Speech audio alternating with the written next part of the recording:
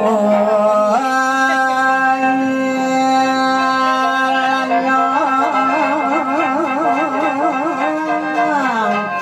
แล้วคนว่าบุญเหลือและจังว่าบุญคุณล้นกุศลทานได้ป่วยว่าและมือนี้เดินมือนี้กูสวรรค์ได้นำเครื่องขั้นเส้นลายปูยาบนหูเขาและวิญญาณเทพทั้งหลายขอให้ทำขันหลับลุงในวัน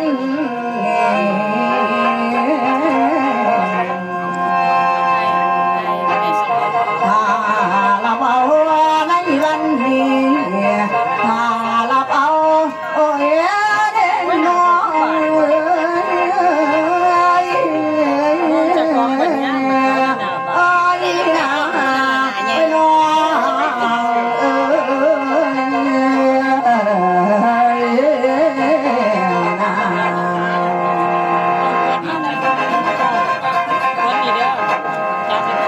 แล้วคนแน่เอ๋ยอาละหังจนเยี่ยมขาขอบูชาไว้เหนือเกศแล้วความเมตตาหลวงปู่เจ้าให้ฉันเมาดอกเตาก่อนแล้วเครื่องไม้แอนก่อนถวายปูยาบนภูเขาหลักคือหลวงปู่สุวรรณประชานุกูลพร้อมสารถึงทั้งหลายนำอาหารบ้านข้าวเครื่องบริวารหอมนำเหล่าหาถวายน้อมจอมเลี้ยวางรักษาดานโอ้ยความหึงดวงวิญญาณผู้คนตายจากโลกนี้ไปแล้วตั้งแต่ร้อนและผู้เป็นต้นแต่คือยาพันตะวัน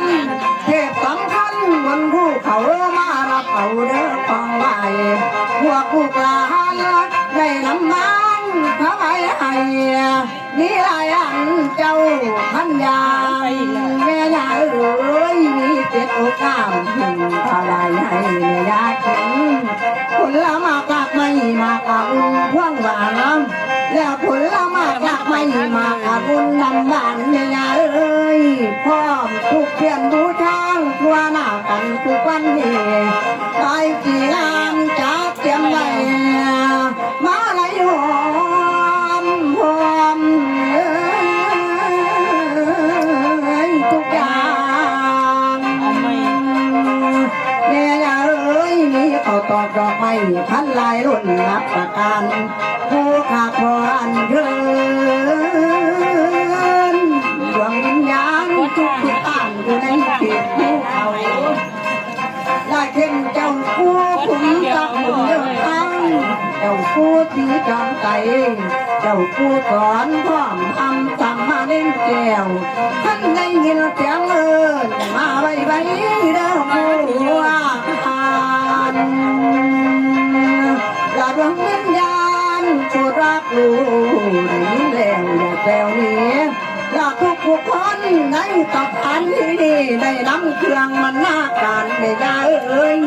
ให้แก่ดวงวิญญาณที่ก้าวน้ำมานั้นขออัญเชิญเดินทางและเชิญมาเอาดอกของไหวคนทั้งหลา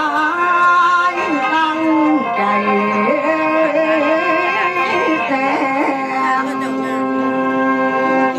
โอ้ยได้น้องแสงถูกเทียนที่โลกได้คงพ่อได้ดอดสองทางเต็มจอเต็มเบิดเลยยนต์สุดอ่างวางเลี้ยวดูทางที่ลูกไม่ซื้อไหนบุกวิญญาณอยู่แห่งหนตำรวจนายเขากำแพงแสงเรืองรองขึ้นทำใจเสียงดีของเส้นไหวบูชาหน้าชื่นชมสมใจนะหากท่านมาณตรงนี้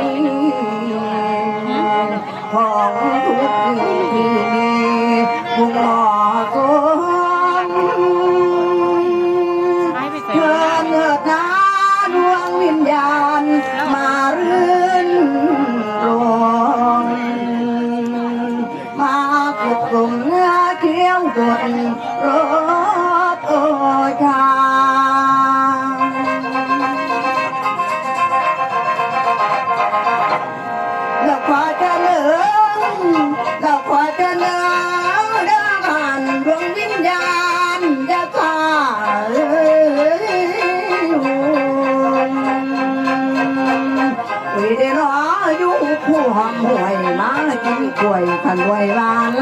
หรือว่าพวกเจ้านั้นไปเนาที่แดนไหนเด่นน้องขอให้มาไว้ไว้พวกลูกหลานได้เตรียมพร้อมอีกทั้งยอมือดอมขอพ้นนำเจ้าแม่ยาโอ้ยพวกกูตายอย่าพันหัวจริงบ่ดีสิ่งศักดิ์สิทธิ์อยู่ในโลกมวยนี้ให้มาก่อความหัวแน่ดึงกระทั่งพ่อหัวจ้า